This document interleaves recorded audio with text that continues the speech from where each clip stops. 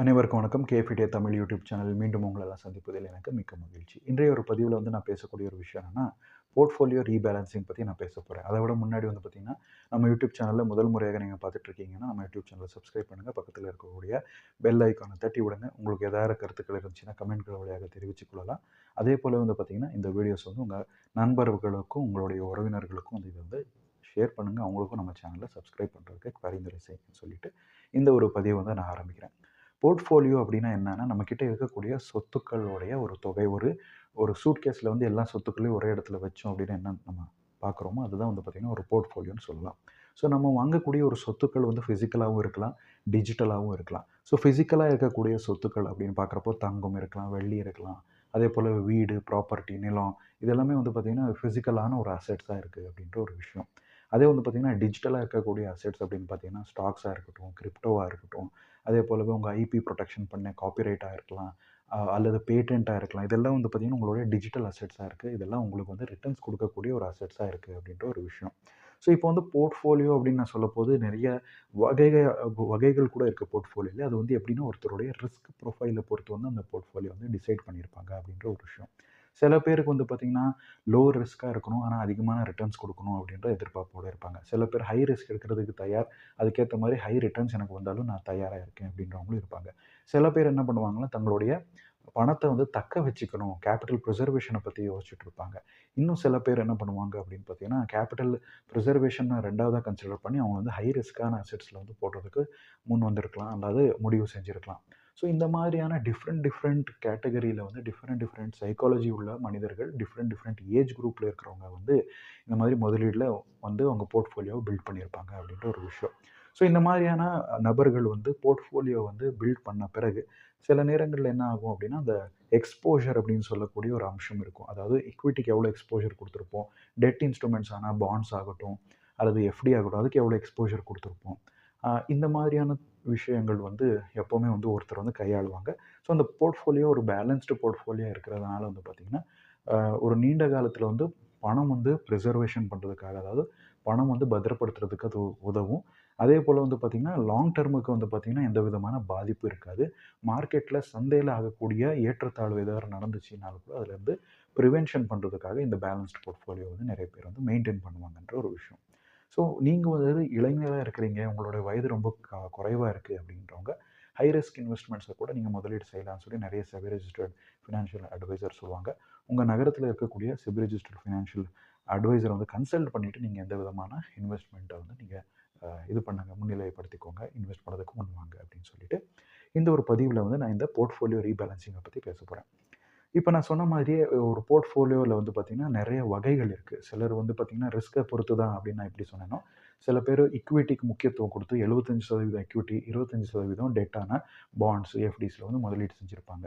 இன்னும் சில பேர் என்ன பண்ணுவாங்க, 50-50யா ஈக்குவலா வந்து ஸ்ப்ளிட் பண்ணிட்டு, 50% எக்விட்டில அதாவது ஷேர்ஸ்கள்லயும், இன்னொரு 50% வந்து பார்த்தீங்கன்னா, டெட் இன்ஸ்ட்ருமெண்ட்ஸ்ன்னு சொல்லக்கூடிய இந்த டெட் மியூச்சுவல் ஃபண்ட் ஆகட்டும், பாண்டா இருக்கட்டும், ட்ரெஷரி பில்ஸா இருக்கட்டும், லிக்விட் மியூச்சுவல் ஃபண்ட்ஸா இருக்கட்டும். ஸோ இந்த மாதிரியான ஒரு ஃபிக்ஸட் அசெட்ஸ்ல வந்து அவங்க முதலீடு செஞ்சிருப்பாங்க. ஸோ அதே போல வந்து பார்த்தீங்கன்னா, இன்னும் சில பேர் என்ன பண்ணியிருப்பாங்க அப்படின்னா, எக்விட்டி எக்ஸ்போஷர் ரொம்ப குறைவா வச்சு, டெட் எக்ஸ்போஷர் அதிகமா வச்சிருப்பாங்க. ஏன்னா, அவங்களுக்கு கேபிட்டல் பிரிசர்வேஷன் பண்ணணும், ரிஸ்க் கம்மியா எடுத்துக்கணும் அப்படின்னு விருப்பம் இருக்கும். ஸோ அந்த மாதிரி நபர்கள் என்ன பண்ணுவாங்க, டெட்டுக்கு வந்து ரொம்ப முக்கியத்துவம் குடுத்து 75% வந்து டெட் இன்ஸ்ட்ருமெண்ட்ஸ்ல அவங்க முதலீடு செய்வாங்க. அதாவது எஃப்டிஸ் ஆகட்டும், பாண்ட் ஆகட்டும், கார்ப்பரேட் பாண்ட் ஆகட்டும், பிரைவேட் பாண்ட்ஸ் ஆகட்டும், பிரைவேட் கம்பெனியோட பாண்ட்ஸ், ட்ரெஷரி பில்ஸ் ஆகட்டும், லிக்விட் மியூச்சுவல் ஃபண்ட் ஆகட்டும், டெட் மியூச்சுவல் ஃபண்ட் ஆகட்டும், ஆர்பிட்ராஜ் ஃபண்ட் ஆகட்டும், பேலன்ஸ்டு அட்வான்டேஜ் ஃபண்ட்ஸா இருக்கும். இந்த மாரி நெறைய மியூச்சுவல் ஃபண்ட்ஸ்லலாம் இந்த சேஃபா இருக்கணும், கேபிட்டல வந்து பிரிசர்வ் பண்ணணும்னு சொல்ட்டு, அந்த மாரி முதலீடுகள் வந்து 75%லயும், இன்னும் 25% சில ரிஸ்க்கான இன்வெஸ்ட்மெண்ட்ஸ் டைரக்ட்டான ஈக்விட்டியா இருக்கலாம். கிரிப்டோ கரன்சின்னு சொல்லக்கூடிய இந்த பிட்காயின், எத்தேரியமா இருக்கலாம். அதேபோல வந்து பார்த்தீங்கன்னா, இன்னும் ஹை ரிஸ்க்கான பிரைவேட் எக்விட்டீஸா இருக்கலாம். அல்லது வென்ச்சர் கேபிட்டல் ஃபர்ம்ல இன்வெஸ்ட் பண்றதாகட்டும். ஸோ இந்த மாரி ஸ்டார்ட் அப் இன்வெஸ்டிங் ஆகட்டும். இதில வந்து அவங்களுடைய அந்த போர்ட்ஃபோலியோ வந்து ஸ்ப்ளிட் பண்ணி வச்சிருப்பாங்க அப்படின்ற ஒரு விஷயம். ஸோ இப்படி இருக்கிற பட்சத்தில வந்து பார்த்தீங்கன்னா, எதுக்கு போர்ட்ஃபோலியோ ரீபேலன்ஸ் பண்ணணும் அப்படின்னா, லாஸஸ வந்து மிட்டிகேட் பண்றதுக்காக, மார்க்கெட்ல இருக்கக்கூடிய வாலடைலிட்டிய வந்து குறைக்கிறதுக்காக, போர்ட்ஃபோலியோல வந்து அதோடைய பாதிப்பு உண்டாகாம இருக்கிறதுக்காக நெறைய பேர் என்ன பண்ணுவாங்க, போர்ட்ஃபோலியோ வந்து ரீபேலன்ஸ் பண்ணுவாங்க. ஆனா அடிக்கடி வந்து போர்ட்ஃபோலியோ ரீபேலன்ஸ் பண்றதுனால ரொம்ப பெரிய பாதிப்பு என்ன ஆகுதுன்னா, உங்களுடைய ப்ராஃபிட்டுக்கு வந்து ஆகும். ஏன் அப்படின்னு பார்த்தீங்கன்னா, போர்ட்ஃபோலியோ ரீபேலன்சிங் வந்து உங்ககிட்ட இருக்கக்கூடிய அசெட்ஸை வந்து நீங்கள் விற்க போவீங்க. ஸோ இந்த அசெட்ஸை வந்து விற்கிறப்போ வந்து பார்த்தீங்கன்னா, பொதுவா அது உங்களுடைய ஷேர்ஸ் ஆகட்டும் அல்லது உங்களுடைய பாண்ட் ஆகட்டும், எதையோ நீங்கள் விற்கிறீங்கனாலும் உங்கள் ஷார்ட் டேர்மில் வந்து நீங்கள் டேக்ஸஸ் வந்து பே பண்ணி தான் ஆகணும். அதாவது உங்களுடைய அசெட்ஸ் எவ்வளோ நாளுக்கு இருக்குது, ஒரு வருஷத்துக்குள்ளே இருக்குது அப்படின்றப்போ short term capital gain tax வரும். ஒரு வருஷத்துக்கு மீறி வச்சிருக்கிறீங்க, ஒரு 5 வருஷம் 10 வருஷன்றப்போ உங்களுக்கு லாங் டேர்ம் கேபிட்டல் கெயின் டேக்ஸை கட்டணும். அதே போலவே உங்களுக்கு ஜிஎஸ்டியை கொடுக்கணும். அப்புறம் உங்களுக்கு டிபி சார்ஜஸ் கொடுக்கணும். எக்விட்டியாக இருந்துச்சுன்னா செக்யூரிட்டி டிரான்சாக்ஷன் சார்ஜஸ்ன்னு கட்டணும். அதே போல் புரோக்கரேஜுக்கு வந்து பார்த்திங்கன்னா, உங்களுடைய ஆப்போ அல்லது உங்களுடைய பிளாட்ஃபார்முக்கோ அவங்க வந்து பிளாட்ஃபார்ம் ஃபீஸ் அல்லது கமிஷன் அப்படின்னு சார்ஜ் பண்ணுவாங்க. ஸோ இந்த மாதிரி வந்து பார்த்திங்கன்னா, நீங்கள் அதே போலவே யாராவது ஒரு ஃபண்ட் மேனேஜர் மெயின்டைன் பண்ணிட்டு இருக்காங்க உங்கள் அசெட்ஸை அப்படின்னா, அந்த போர்ட்ஃபோலியோ மேனேஜர் அல்லது ஃபண்ட் மேனேஜருக்கு ஒரு ஃபீ கொடுக்கணும். ஸோ அந்த பிளாட்ஃபார்ம் ஃபீஸ்னால் அதில் வந்து பிடிச்சிக்குவாங்க அப்படின்ற ஒரு விஷயம்.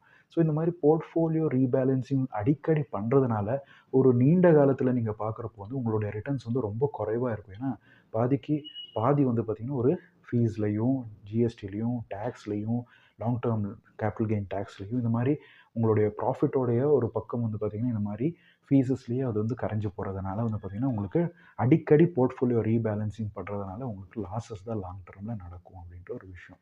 அதே போல் இன்னும் ஸ்மார்ட்டாக இதுக்கு ஏதாவது தீர்வு இருக்கா அப்படின்னா, கண்டிப்பாக இருக்குது. அது என்னன்னு நம்ம தெரிஞ்சுக்கலாம். ஸோ இதில் வந்து ஸ்மார்ட்டான தீர்வு அப்படின்னு நம்ம சொல்லணும் அப்படின்னா, என்ன மாதிரியான ஆக்ஷன்ஸ் எடுக்கலாம் அப்படின்னா, உங்களுடைய போர்ட்ஃபோலியோ எப்படி இருக்கோ அப்படியே வச்சுக்கலாம். ஆனால் போர்ட்ஃபோலியோடைய எக்ஸ்போஷர் வந்து நீங்கள் அடுத்த ஒரு இதில் கட்டத்துக்கு கொண்டு போகிறப்போ, நீங்கள் அதில் வந்து முதலீடு செய்கிறதுக்கு உங்களுடைய இன்வெஸ்டிங்கோட கான்சன்ட்ரேஷன் ஆஃப் இன்வெஸ்ட்மெண்ட் என்ன இருக்கோ அதை வந்து நீங்கள் மாற்றிக்கலாம். அதாவது எந்த ஒரு அசெட்ஸை நீங்கள் ஏற்கனவே வாங்கியிருக்கீங்களோ, அதை அப்படியே வச்சுக்கிட்டு அதை விற்காம நீங்கள் வந்து அடிஷ்னலாக வந்து பார்த்தீங்கன்னா, முதலீடு செய்கிறப்போ வேறு அசெட்ஸில் நீங்கள் கான்சன்ட்ரேட் பண்ணலாம். அதாவது நீங்கள் எக்விட்டி எக்ஸ்போஷர் 75, டெட் எக்ஸ்போஷர் 25 வச்சுருக்கீங்க உங்கள் போர்ட்ஃபோலியோவில் அப்படின்னு ஒரு உதாரணத்துக்கு எடுத்துக்கிட்டோம் அப்படின்னா, ஸோ அந்த டெட் எக்ஸ்போஷரை வந்து நீங்கள் மறுபடியும் ஏற்றணும் அப்படின்றப்போ, ஸோ நெக்ஸ்ட் டைம் வந்து எக்விட்டியில் வந்து நீங்கள் இன்வெஸ்ட் பண்ணுறதுக்கு பதிலாக வெறும் டெட்டில் மட்டும் இன்வெஸ்ட் பண்ணிவிட்டு அது ஒரு 50% ஆக்குற வரைக்கும் கொண்டு வந்தீங்கன்னு இந்த 25%லேருந்து ஒரு 50% ஆக்கிட்டீங்க அப்படின்றப்போ, ஸோ 50-50 இருக்கும். அதாவது டெட்டுக்கு 50%, எக்விட்டிக்கு 50% நீங்கள் முதலீடு செய்யலாம். அதே போலவே கோல்டு எக்ஸ்போஷர் சில பேர் வைப்பாங்க. கோல்டு வந்து ஒரு ஸ்டேபிளாக இருக்கும்.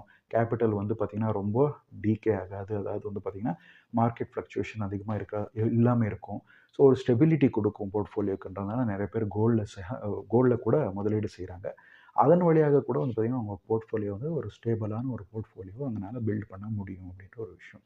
ஸோ உங்களுக்கு வந்து எந்த விதமான ரிஸ்க் அப்படைட் இருக்குது, எந்த விதமான ரிஸ்க் ப்ரொஃபைலை வந்து உங்கள் ஏஜ் குரூப்புக்கு ஏற்ற மாதிரி, உங்கள் வயசுக்கு ஏற்ற மாதிரி, உங்களுடைய சேலரிக்கு ஏற்ற மாதிரி உங்களுக்கு வந்து பார்த்திங்கன்னா இந்த செபி ரெஜிஸ்டர்ட் ஃபினான்ஷியல் அட்வைசர்ஸ் கிட்ட நீங்கள் போய் கன்சல்ட் பண்ணிங்கன்னா அவங்க அதுக்கு வந்து ஏற்பாடு பண்ணி கொடுப்பாங்க அப்படின்ற விஷயம். ஸோ எப்படி இருந்தாலும் நீங்கள் கடைப்பிடிக்கிற ஒரு விஷயம் என்னென்னா, அடிக்கடி வந்து பார்த்திங்கன்னா நீங்கள் போர்ட்ஃபோலியோ ரீபேலன்சிங் பண்ணுறதுனால உங்களுக்கு வந்து லாங் டேர்முக்கு வந்து அந்த உங்களுடைய ப்ராஃபிட்ஸில் தான் அது வந்து ரொம்ப மிகப்பெரிய ஒரு பாதிப்பு வந்து உருவாக்கி கொடுக்கும் அப்படின்றது இந்த ஒரு பதிவோட நோக்கம். அதனால் ஸ்மார்ட்டர் வே ஆஃப் ரீஇன்வெஸ்ட்மெண்ட் அல்லது போர்ட்ஃபோலியோ ரீபேலன்ஸ் பண்ணுறதுன்னா, ரீஇன்வெஸ்ட்மெண்ட் அதாவது முதலீடு செய்கிறது அந்த ஒரு கேபிட்டல் ப்ரிசர்வேஷன் மனப்பான்மையில் வந்து நீங்கள் முதலீடு செய்யணும் அப்படின்னு நினைக்கிறவங்க, இந்த மாதிரி எக்ஸ்போஷர்ஸை நீங்கள் குறைச்சிக்கிறதுக்காக டெட்டில் வந்து அதிகமாக இன்வெஸ்ட்மெண்ட் பண்ணிக்கலாம். அதே போலவே மார்க்கெட் ரொம்ப கீழே போயிருக்கு, ஒரு ஆப்பர்ச்சுனிட்டி க்ரியேட் ஆகிருக்குன்றப்போ உங்களுடைய போர்ட்ஃபோலியோ ரிஸ்க் என்ன இருக்குது அதை வந்து மறுபடியும் மாற்றிக்கிட்டு உங்கள் எக்ஸ்போஷர் வந்து ஈக்விட்டி சைடில் வந்து அதுக்கு நீங்கள் கவனத்தை கொடுக்கலாம்.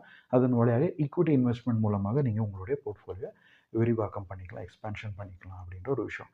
ஸோ இந்த பதிவு உங்களுக்கு பிடிச்சிருந்தா கண்டிப்பாக லைக் பண்ணுங்கள். உங்களுக்கு ஏதாவது கருத்துக்கள் இருந்தால் கமெண்ட் வழியாக தெரிவித்துக்கொள்ளுங்க. மீண்டும் இன்னொரு பதிவில் சந்திக்கும் வரை உங்களிடம் விடைபெறுவது உங்கள் சந்தேஷ். நன்றி, வணக்கம்.